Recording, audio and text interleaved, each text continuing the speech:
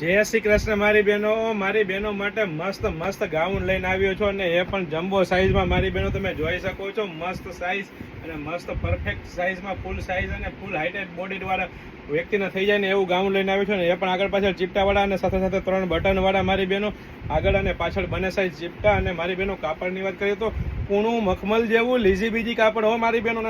ઘેરની વાત તમને કરી દઉં તો બતાવી દઉં તમને કેટલો ફૂલ સાઈઝમાં ઘેર રહેવાનો છે મારી બહેનો.